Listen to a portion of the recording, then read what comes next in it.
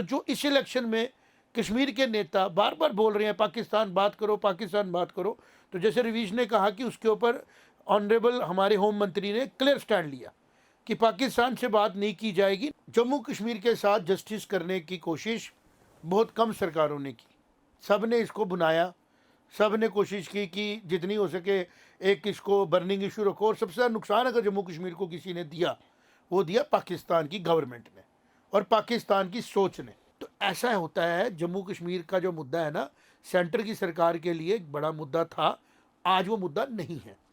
आज मुद्दा है डेवलपमेंट का। आज मुद्दा है कि यहाँ पे जो ग्रोथ नहीं हो पाई पिछले 70 सालों में, कैसे मेन स्ट्रीम में लाएं।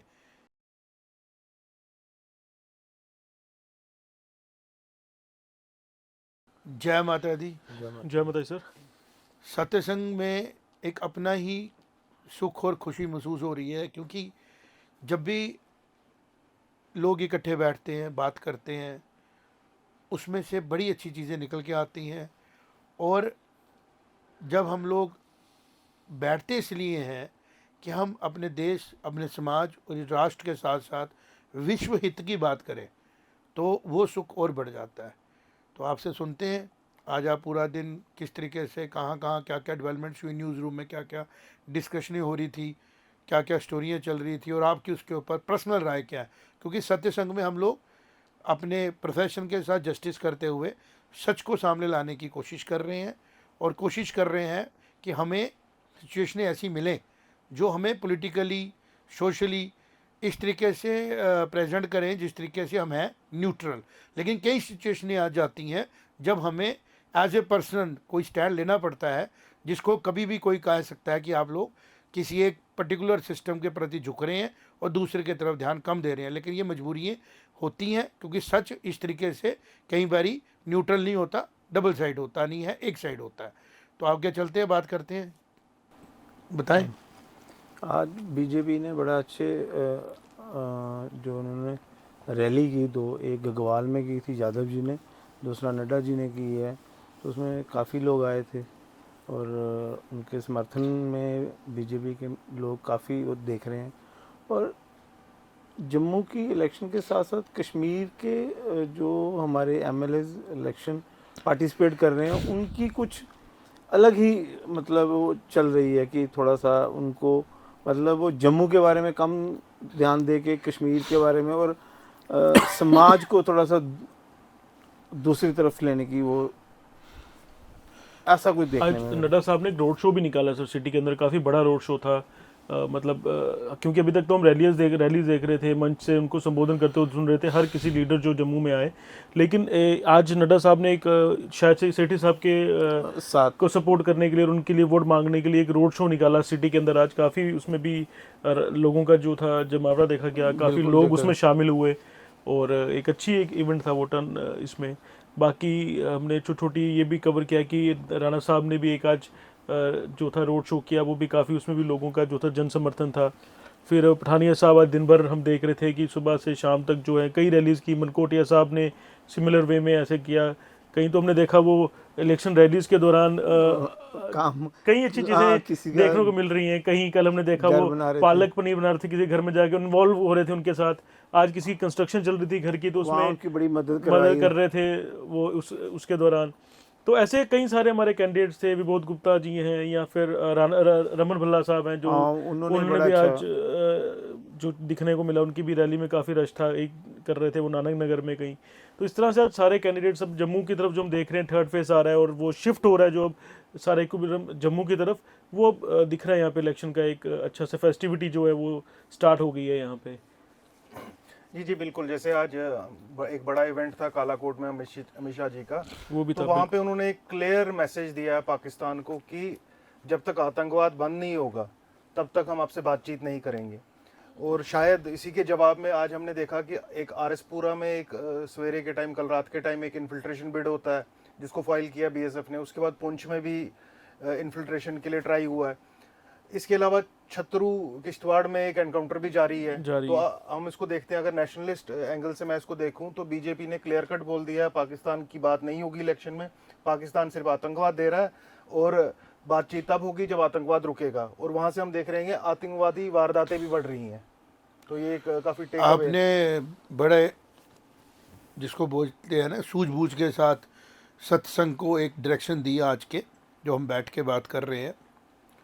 पहली बात करेंगे, जैसे हम कह रहे हैं कि बीजेपी ने जम्मू में home minister, president of BJP, ये बड़ी इम्पोर्टेंट पोस्ट पे है, और जम्मू में सरकार बनाने को लेके हो सकता है कि जितना ज़ोर लगाने की ज़रूरत है उससे ज़रा ज़ोर लगाया जा रहा है। इसका रीज़न क्या हुआ, क्यों इतना ज़्यादा ज़ोर लगाया जा रहा है by BJP G to form maiden government after abrogation of 370, कि जो पहली सरकार 370 टूटने के बाद बन रही है, उसको बनाने में बीजेपी ने ही तोड़ा है। और बीजेपी इतनी ज़्यादा अग्रेसिव मोड में क्यों आई है, इसके कारण पे आज सत्संग करेंगे, रीजंस पे काम करेंगे, सोचेंगे क्यों हुआ, ताकि जो हमारे सत्संग से जुड़े हुए लोग हैं वो इसको जाने और इसको समझ के वो अपना वोट कास्ट करें और देखें कि इस इलेक्शन से जम्मू कश्मीर के फ्यूचर पे क्या इम्पैक्ट होगा, पिछले सालों में क्या हुआ,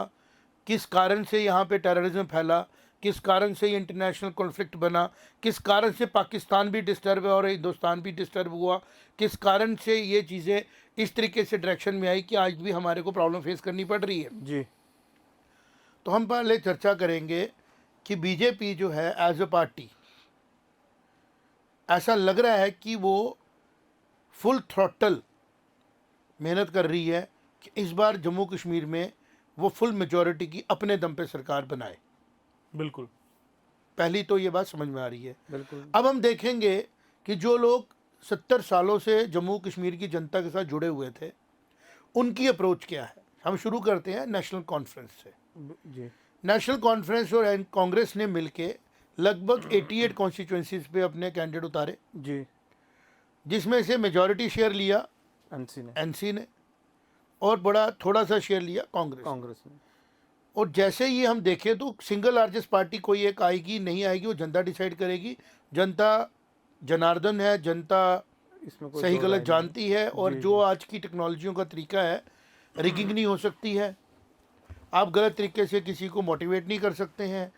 मोबाइल्स में इंफॉर्मेशन अवेलेबल है, एक ऐसा आदमी जो लिख नहीं सकता, पढ़ नहीं सकता, लेकिन सुन सकता है, वो भी सुन रहा है, वो भी वोट कास्ट करने से पहले सोच रहा है कि मैं किसको वोट डालूं।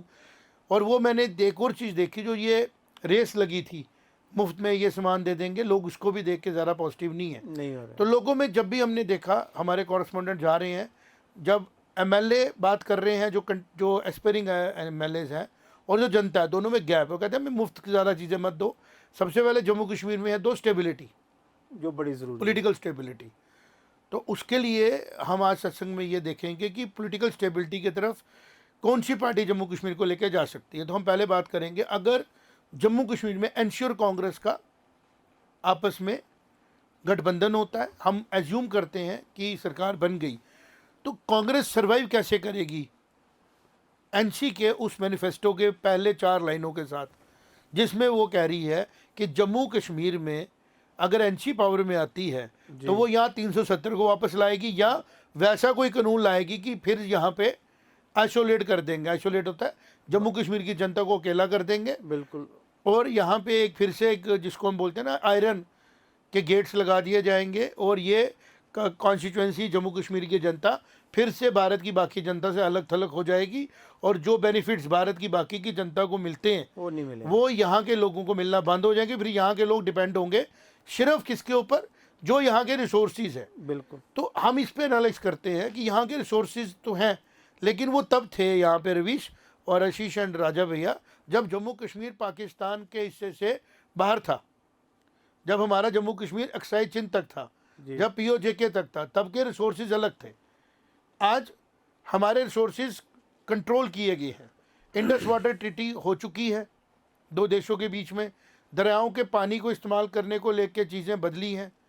कुछ पानी इस्तेमाल कर सकते हैं, कुछ नहीं कर सकते हैं, कुछ में डैम बना सकते हैं, कुछ में नहीं बना सकते हैं।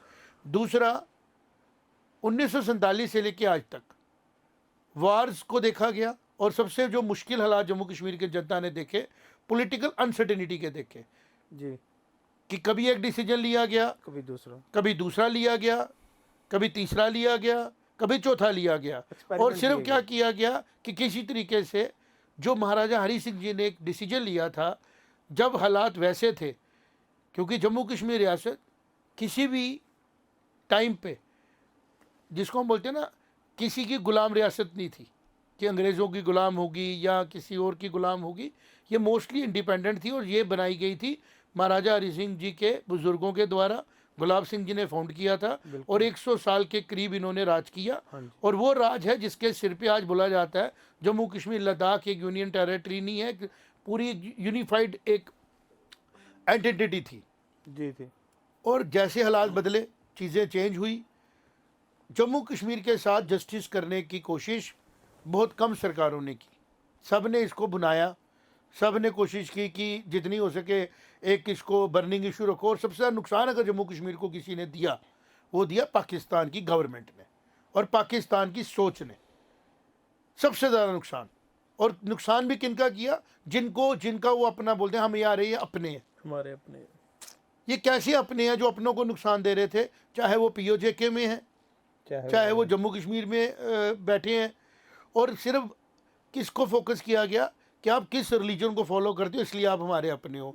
तो पाकिस्तान को ये समझ नहीं आई कि जितने रिलीजन को फॉलो करने वाले लोग उधर हैं उससे ज़्यादा इधर है और ये ज़्यादा प्रॉस्परस, ज़्यादा सिक्योर है। बिल्कुल है। पाकिस्तान के हालात की अगर हम बात करें, वहाँ आज भी लैंड बैंक्स को लेके एक छत्र आ जाए। कहते हैं जी नवाज शरीफ की फैमिली के बीच में से ट्रेन को निकलने में आधा घंटा लगता है। मैं इसको आसान शब्दों में बोलूँगा रवीश राजा भैया, और जो ऑडियंस मेरे को सुन रही है, कि नवाज शरीफ फैमिली जो पंजाब की है, जो अनंतनाग के कहीं से निकल के वहाँ गए थे, कि पंजाब में इनके पास इतनी ज़मीनें हैं कि ट्रेन को ज़मीनों से निकलने में टाइम लगता है ट्रेन को। तो ऐसा जम्मू कश्मीर और भारत के इंडिपेंडेंट इंडिया में तो हमें दिखता कि ऐसा कोई साम्राज्य डॉक्टर करण सिंह जी का हो या ऐसी कोई लैंड बैंक हमारे महाराजा सिंधिया का भी हो, ट्रेनों को निकलने में टाइम लग रहा है जी। तो जो ये एक्चुअल डिफरेंस पाकिस्तान में कैपिटलिज्म का हुआ, तो पाकिस्तान इसको एज ए लेता है कि जैसे होता है ना कि लेट मी बी देयर, क्यों को मेरा स्टेक नहीं है, बस मेरा स्टेक है। तो जो इस इलेक्शन में कश्मीर के नेता बार बार बोल रहे हैं पाकिस्तान बात करो, पाकिस्तान बात करो, तो जैसे रवीश ने कहा कि उसके ऊपर ऑनरेबल हमारे होम मंत्री ने क्लियर स्टैंड लिया कि पाकिस्तान से बात नहीं की जाएगी, नेबर है, जैसे बाकी कंट्री से इंडिया बात करता है उनसे भी करेगा, बट किस मुद्दे पे बात करेगा? जो उसके रिलेटेड मुद्दे हैं। जम्मू कश्मीर में पाकिस्तान का कोई लोकल स्टैंड नहीं बनता। और ये स्टैंड जो है JNK को भारत की सरकार का बड़ा क्लियर है और इसी स्टैंड से जम्मू कश्मीर की जनता का भला भी है। और जो जनता के इसमें सिंपैथाइजर है वो नुकसान दे रहे हैं। तो इस इलेक्शन में जो स्टेक मुझे समझ में आ रहा है वो यही है कि ना कांग्रेस अपने बूते पे सरकार बनाने के लिए तैयार थी, ना NC को पता था मैं बना पाऊंगी, बिल्कुल। लेकिन बीजेपी इसमें सबसे आगे निकलती दिख रही है, जिन्होंने 62 सीट्स पे कंटेस्ट किया अकेले कि कम से कम एक आइडियोलॉजी तो है, बिल्कुल एक साइड तो हो जाए हम कि हम 370 के बगैर आगे चलेंगे। जहाँ उसके नहीं हम नहीं चलेंगे, बीजेपी की आइडियोलॉजी नहीं है ना। बिल्कुल कांग्रेस डबल हो गई, उन्होंने पहले कभी कह रही है हम देंगे, लेकिन नेशनल प्लेटफॉर्म पे जाएंगे तो नहीं देंगे, तो देश हित में नहीं है। NC का एजेंडा क्लियर है, उन्होंने अपनी कॉन्स्टिट्यूंसी को फिक्स करना है, इसलिए उन्होंने जम्मू में कम लोग उतारे, कश्मीर में ज़्यादा। लेकिन मैं ये हैरान हूँ कि कश्मीर की पढ़ी लिखी जनता, युवा, वो देख क्यों नहीं रहा है कि आपका फ्यूचर क्या है। क्या वो चाहता है कि जैसे हम इजराइल फ़लस्तीन देख रहे हैं, ये भी एक गजा पट्टी बन जाए दो न्यूक्लियर स्टेट्स के बीच में? और इनको ये समझ नहीं आ रहा कि यहाँ पे भारत की सरकार है, और भारत की सरकार वो सरकार है जिसमें कांग्रेस पार्टी पावर में थी, और उन्होंने 71 में ऐसा डिसीजन लिया जो डिसीजन हिस्टोरिक है, कांग्रेस ने लिया। तो ऐसा होता है, जम्मू कश्मीर का जो मुद्दा है ना, सेंटर की सरकार के लिए एक बड़ा मुद्दा था, आज वो मुद्दा नहीं है। आज मुद्दा है डेवलपमेंट का, आज मुद्दा है कि यहाँ पे जो ग्रोथ नहीं हो पाई पिछले 70 सालों में, कैसे मेन स्ट्रीम में लाएं, कैसे हम गुड़गांव की तरह जम्मू कश्मीर को भी एक वाइब्रेंट जिसको बोलते हैं प्लेस बनाएं, कैसे कश्मीर एक इंटरनेशनल टूरिज्म डेस्टिनेशन बने विद इंफ्रास्ट्रक्चर। आज 2 करोड़ टूरिस्ट आ रहा है यहाँ पे, कल 5 होगा, हम स्विट्जरलैंड से ज़्यादा इकोनॉमी को हैंडल करेंगे, तो इंफ्रास्ट्रक्चर चाहिए, रोड कनेक्टिविटी चाहिए। तो ये जो सरकारें आज यहाँ पे मुद्दों पे बात कर रही हैं, बेरोजगारी पे बात रहेगी कहाँ बेरोजगारी? कह रहे हैं ही बाहर से लोग आएंगे, तो बाहर से लोग कहाँ नहीं जाते, हर जगह जाते हैं। कितने जम्मू के लोग, कश्मीर के लोग दिल्ली रह रहे हैं, बॉम्बे में फ्लैट्स हैं, तो अगर महाराष्ट्र में भी ये बात शुरू हो जाए, दिल्ली में ये बात शुरू हो जाए, पंजाब में हो जाए, आज जीरतपुर में भरे पड़े हैं ना, भरा पड़ा। भरा पड़ा है ना, तो अगर वहाँ पे भी शुरू बात हो जाए, आशीष तुमने भी तो फ्लैट लिया लुधियाना में, अगर लुधियाना के लोग बोले नहीं नहीं नहीं यहाँ पे नहीं आ सकते आप, तो आप किस तरफ लेके जा रहे हैं सोच के साथ लोगों को? बिल्कुल, आप देखिए ना, इसको अगर हम देखेंगे, पाकिस्तान आज कोई नहीं जाना चाहता।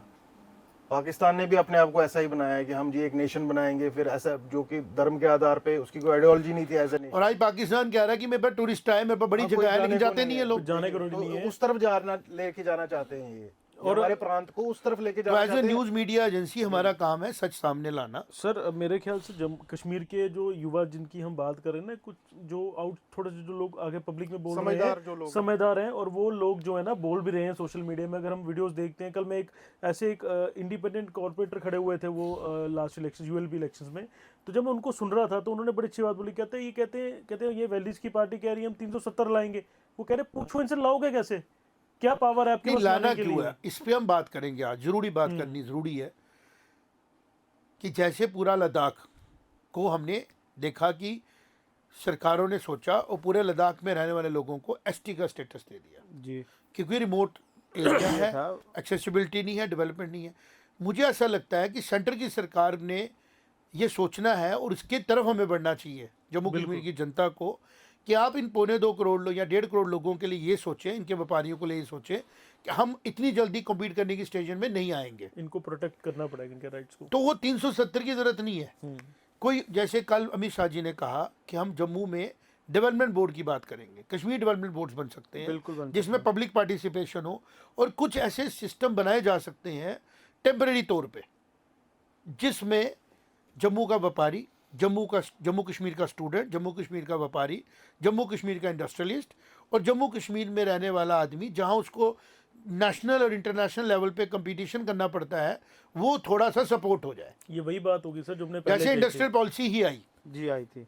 बात करनी थी इसमें हमने कि उस इंडस्ट्रियल पॉलिसी में अगर आपने 24,000 करोड़ लाया, या आप जैसे बढ़ रहा है अमाउंट, कुछ अमाउंट उसमें रिजर्व होता फिक्स जम्मू कश्मीर के युवाओं के लिए, जम्मू कश्मीर की इंडस्ट्री के लिए, क्योंकि हम लोग इतनी जल्दी तैयार नहीं हो सकते थे, जो कि ज़रूरत थी। वो आज भी और आगे भी, और इसके बारे में बात होगी, इसके बारे में बात होगी। अब जैसे हम देखते हैं वैली में इंटरनेशनल चेन आती है, वो 1000 करोड़ का एक होटल बनाती है, तो जो वैली का अपना इंडस्ट्रियलिस्ट है, होटलियर है, वो इतनी जल्दी फंडिंग नहीं मिलेगी, उसकी बैलेंस शीट इतनी स्ट्रांग नहीं होगी। इसकी तरफ ध्यान देने की ज़रूरत थी, शिकारे वाले को हेल्प करने की ज़रूरत थी। और इसी तरह जम्मू में जी अमित शाह जी ने अपनी रैली में कहा, अनाउंस किया पहाड़ियों को कि हम आपको अगर रिजर्वेशन दे रहे हैं तो खाली अपॉइंटमेंट में नहीं दे रहे हैं, अब हम आपको प्रमोशंस में भी देंगे, प्रिपरेशंस भी करेंगे, प्रिपरेशंस भी कराएंगे। उन्होंने ये समझा कि जिस कम्युनिटी को रिजर्वेशन चाहिए, उस कम्युनिटी को खाली एक पॉइंट पे नहीं चाहिए, उसको मल्टीपल पॉइंट्स पे हेल्प करने की ज़रूरत होती है। तो मैं एज अ ग्राउंड रियलिटी ये बताना की कोशिश करूंगा, और जनता इसके बारे में बात करे कि 370 नहीं चाहिए हमारे को, वो तो हमारे सिर से एक आपने मुसीबत ख़त्म कर दी, लेकिन चूंकि 370 थी, जो उसके नुकसान हमें हो रहे थे, जिसकी वजह से हम उस लेवल पे ग्रो नहीं कर पा रहे थे, उस जिस लेवल पे काम नहीं हो पा रहा था, टेररिज्म था, as a community Jammu Kashmir की सारी जनता को, जैसे आपने लद्दाख को एक सपोर्ट सिस्टम दिया है, तो जम्मू कश्मीर की सारी जनता को, सारे युवाओं को, जो नेशनल रिसोर्सेज है हमारे 5 साल के लिए, 4 साल के लिए, अगले 10 साल के लिए, कहीं ना कहीं पे एक हमें सपोर्ट दें। किस शेप में दें, कैसे दें, वो आप देखें, क्योंकि जो जम्मू कश्मीर की नेशनल जनता, जिन्होंने कुर्बानियाँ दी, जिन्होंने टेररिज्म का शिकार हुए, जिसमें कश्मीरी पंडित कम्युनिटी भी है, जैसे जब माइग्रेशन हुई तो कश्मीरी पंडित स्टूडेंट्स के लिए महाराष्ट्र ने अपने कॉलेजेस में कोटा दिया, स्पेस दे दी, कोटा दे दिया, माइग्रेंट्स को कोटा दिया गया। हमारे बड़े युवा पढ़े, आज उसमें से बड़े युवा जो है वो इंटरनेशनल लेवल पे बैठे हुए हैं। बिल्कुल जी। रवीश था ना कोटा, महाराष्ट्र में पढ़ाई में कोटा था। उस टाइम ये नहीं पूछा जाता था कि आप कश्मीरी पंडित हैं, आपकी माइग्रेशन हुई है, उसमें रिजर्वेशन बड़ी कैटेगराइज थी महाराष्ट्र के कॉलेजों में, पूरे उसमें हर एक कॉलेज में इनिशियली कश्मीरी पंडित्स को दी गई थी, बाद में जितने भी माइग्रेंट्स थे डोडा और सारे इलाके के, उनको भी, प्लस जो बाहर से आर्म फोर्सेस के बच्चे थे जो इधर सर्व कर रहे थे, तो वो भी इंक्लूडेड थे उस रिजर्वेशन। ठीक इसी तरह जो कश्मीरी हमारे डिप्राइव रहे, जिनकी दुकानें 6-6 साल बंद रहती, 6-6 महीने बंद रही, उनकी फाइनेंशियल पोजीशन वैसी नहीं है कि जब बाहर से कोई चेन आएगी तो कम्पीट कर पाए। इसके बारे में एक इम्पॉर्टेंट डिसीजन किसी सरकार को लेना है, चाहे वो असेंबली में चुन के आए, चाहे वो सेंटर में बैठी हो, कि सबसे पहले जिन पोजीशन पे हमें डायरेक्ट कंपटीशन करना पड़ रहा है वहाँ हमें थोड़ी रिजर्वेशन की ज़रूरत है।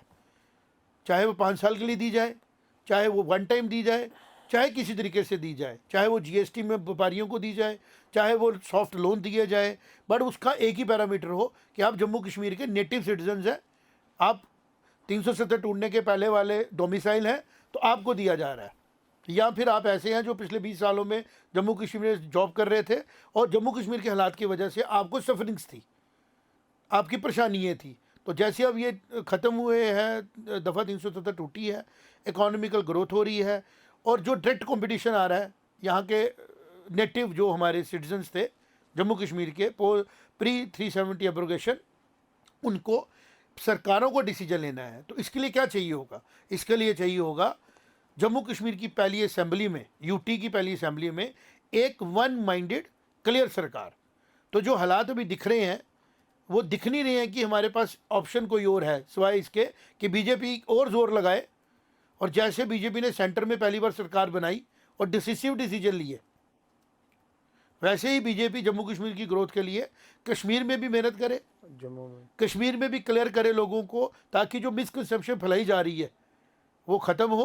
कश्मीर से भी एमएलए निकल के आए, अपने लोगों को रिप्रेजेंट करें, जम्मू से भी निकले, और ऐसी मजबूत सरकार जम्मू कश्मीर को मिले अगले 5 साल के लिए या 4 साल के लिए, जितना भी टेन्योर यूटी में होता है, जी जी, और उसमें लोगों का भला होगा, उसमें डिसीजन लिए जाएंगे। और अगर ये जिसको हम बोलते हैं ना हंग असेंबली दी गई, लोग खुश हो गए कि हमने अपना को इंडिपेंडेंट जिता दिया, हमने किसी को हरा दिया, हमने अपनी ज़ात वाला जिता दिया, हमने अपना धर्म वाला जिता दिया, तो ये जम्मू कश्मीर की जनता के लिए एक ऐसा डिसीजन होगा जिसके लिए जम्मू कश्मीर जनता पछताएगी।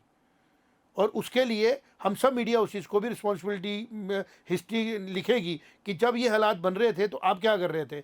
हम एज ए सत्संग अर्थ न्यूज़ में उस चीज़ को देखते हुए ये सारे शो कर रहे हैं कि कम से कम हम लोग अपना रोल प्ले ठीक करें।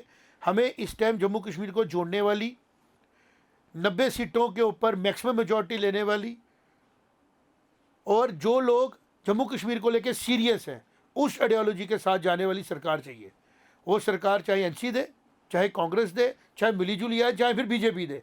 और जो दिख रहा है सामने कंपटीशन में, तो सिवाय बीजेपी के इस आइडियोलॉजी के ऊपर कोई काम नहीं कर रहा है। कोई चीफ मिनिस्टर बनना चाहता है, कोई एमएलए बनना चाहता है, कोई कुछ बोलना चाहता है, कोई 10 सीटों के ऊपर चाहता है मैं जीतूँ और अपने लोगों को एड्रेस करता रहूँ। अपने लोग कौन? जिन लोगों को तुम एक काली खाई में डाल रहे हो, जैसे 70 साल से 3 जनरेशनें खराब कर दी। जी जी, और जहाँ सवाल है बीजेपी का, बीजेपी को सिर्फ ये समझने की ज़रूरत है कि जम्मू कश्मीर के अंदर जब आप सरकार में आए तो आप एक पॉलिसी और एजेंडा जो आप बोल रहे हैं इलेक्शन में, उससे बियॉन्ड एक एजेंडा लेके आए। वो ये एजेंडा है कि जम्मू कश्मीर के अंदर सरकार बनाने को लेके, कि जैसे जम्मू कश्मीर की जनता ने शॉर्टेस्ट स्पैन ऑफ टाइम में आपको जगह दी, मुझे लगता है जितनी जल्दी से बीजेपी को जम्मू कश्मीर की जनता ने अडॉप्ट किया, इतनी जल्दी तो आपको भी नहीं किया। जी जो हम मानते हैं दिल्ली में एक चेंज आई, जहाँ पे एक फ्रेशनेस थी, अलग से लोग थे, अलग सिस्टम था। जम्मू कश्मीर की जनता ने कश्मीर में बीजेपी को, जम्मू में बीजेपी को एकदम, जिसको बोलते हैं ना, पर्सनली अपनी तरफ से मेहनत करके लाया। लेकिन जब 3.5 साल मिले बीजेपी को, उसमें 370 तोड़ने के अलावा जो गवर्नेंस का पार्ट था, उस गवर्नेंस के पार्ट में 370 टूटने से पहले बीजेपी कोई अचीवमेंट्स वाली बातें नहीं करवा पाई। उसी का खमियाजा आज बीजेपी सेंट्रल लीडरशिप को देखना पड़ रहा है। लेकिन अगर 370 टूटने के बाद, पहली इलेक्शन के बाद असेंबली में बीजेपी आती है और आने के बाद वही गलती रिपीट होती है, फिर लोगों का विश्वास उठ जाएगा। फिर ये जम्मू कश्मीर के लोगों के लिए अच्छी बात नहीं। और अगर ऐसा हुआ कि जम्मू कश्मीर की जनता ने एक ऐसी पार्टी को जिसने एक मुसीबत को ख़त्म किया, एक डिस्प्यूट को ख़त्म करने के लिए पहल की, नहीं दिया मैंडेट, तो जिनको पहले जम्मू कश्मीर की जनता कई सालों से दे रही थी, जी, वो ताकतें जीत गई, और जो प्रॉब्लमें 70 साल से चल रही थी वो दोबारा वो और 5 साल आगे बढ़ गई। और हो सकता है कि फिर ये प्रॉब्लमें नासूर बन जाए। और जैसे आज इजराइल, फ़िलिस्तीन, ये मसले जब होते हैं ना, कहते हैं टाइम रहते चीज़ें सॉल्व कर देनी चाहिए। तो ये भी जम्मू कश्मीर की जनता को अब ये डिसीजन लेना है कि अगर 370 टूटने पे जम्मू कश्मीर की जनता ने सपोर्ट किया और बड़े आराम से इस जिसको बोलते हैं नासूर को निकलने दिया, और आज उस नासूर को निकलने के बाद कुछ बेवकूफ़ लोग बोलते हैं कि नहीं जी वो नासूर छोड़ी था, उनको ये बताने की ज़रूरत है जब वो नासूर था आपके यहाँ पे क्या हालात थे। खाली टेररिज्म नहीं था, करप्शन भी बहुत ज़्यादा थी। बिल्कुल सर। कानून सेंटर में बनते थे, सारी कम्युनिटी तक पहुंचने नहीं थे, डिस्क्रिमिनेशंस थी।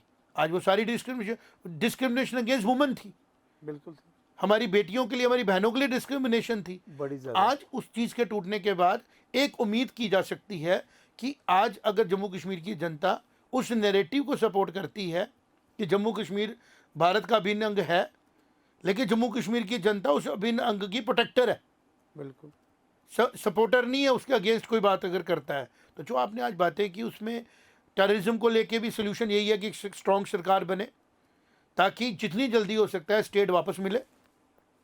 और जब स्टेट वापस मिले तो जो जम्मू कश्मीर के चुने हुए नुमाइंदे हैं वो अपने लोगों को ज़्यादा अच्छा काम कर सकें। बिल्कुल।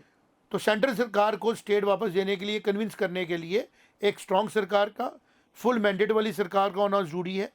जैसे कि सेंटर में फुल मैंडेट मिला, कई सालों के बाद मिला, और फुल मैंडेट की वजह से सरकार एक सख्त फैसले ले पाई, और जो फैसले हर जगह दिख रहे हैं, ग्रोथ में दिख रहे हैं, फाइनेंस में दिख रहे हैं, वैसे ही जम्मू कश्मीर को भी एक वन साइडेड, जिसको बोलते हैं ना, कि मैंडेट देने की कोशिश करनी चाहिए।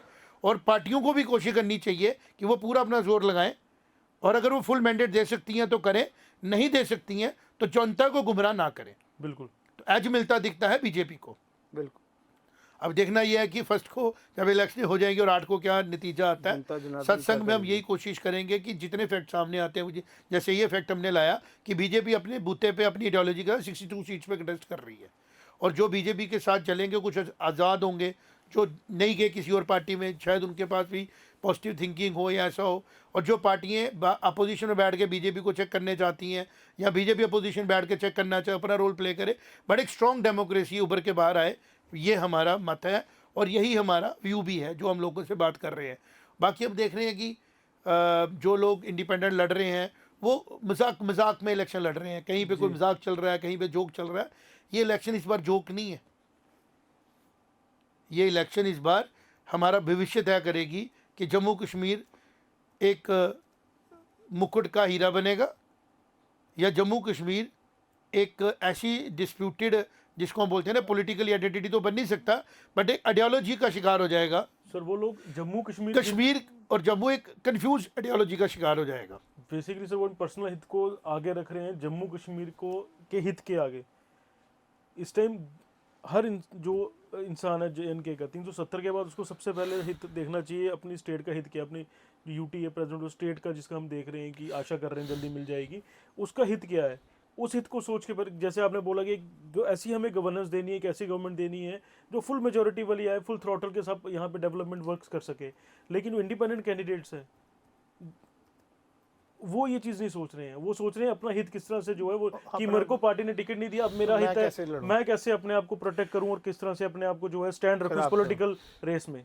उसके लिए सबसे बड़ी जो चैलेंज है ना, वो इन सारी पॉलिटिकल पार्टियों का है कि जो CM फेस थे, NC ये स्टैंड ले सकती थी, NC ये स्टैंड ले सकती थी कि हमारे उमर अब्दुल्ला जी, डॉक्टर फारूक अब्दुल्ला जी बिल्कुल जम्मू कश्मीर का दौरा करते और जम्मू की जनता को अपने साथ जोड़ते उनको। लेकिन जैसे उन्होंने स्टैंड लिया, जिस स्टैंड की वजह से भुगत रहे हैं आज तक हम टेररिज्म को, तो वो उन्होंने अपना स्टैंड क्लियर कर दिया, उनको लगा इसी से मुझे वोट मिलेंगे।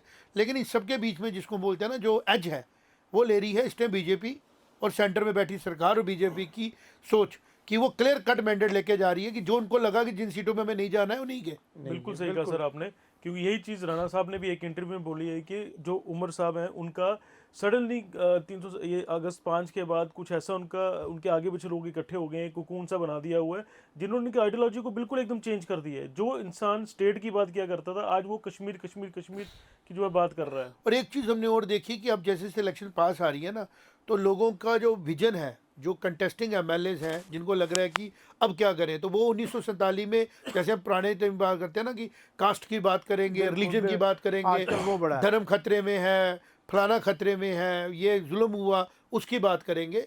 तो मुझे लगता है कि जम्मू कश्मीर की जनता, युवा खास तौर पे जागें और सबको सुने, समझें, और फिर देखें कि एक्चुअल में डेवलपमेंट कैसी होगी, पॉवर्टी कैसे ख़त्म होगी, अनएम्प्लॉयमेंट कैसे ख़त्म होगी, और हमारा टेररिज्म जड़ से कैसे ख़त्म होगा, उसकी तरफ ध्यान दें। तो मुझे लगता है इसी तरफ सत्संग में हमें जी। हम भी अपना दायित्व ठीक तरीके से निभा रहे हैं। और सत्संग में कल महाराजा हरि सिंह जी का जन्मदिन है बहुत मुबारक की बात है। जी। आज उन्होंने युवा राजपूत सभा ने और आशीष जी किसने युवा राजपूत सभा जी नहीं, महाराजा गुलाब सिंह ब्रिगेड भी उस पर काफी काम ब्रिगेड कर भी रही है। काम कर रही थी बेसिकली। उन्होंने आज फंक्शन रखा हुआ है, तो वो चल रहा है, अभी खत्म हो गया इस टाइम तो। अभी खत्म हो गया, लेकिन वो कल उनका जन्मदिन काफी है, तो लोगों उसकी का भी वहाँ पे भी धूमधाम से आपको मनाया गया। देखिए हिस्ट्री न्याय करती है ना, जब महाराजा जी को यहाँ से जाना पड़ा, वो चले गए, जो फाउंडर ऑफ स्टेट फैमिली के मेंबर थे, बिल्कुल, जिन्होंने जम्मू कश्मीर को अंग्रेजों के साथ लड़के, पहली आज़ादी की लड़ाई तो मुझे लगता है महाराजा हरि सिंह ने स्टार्ट की है। जी। जब गोलमेज उन्होंने बोला था, हाँ अपनी जी। स्टेटमेंट दी थी।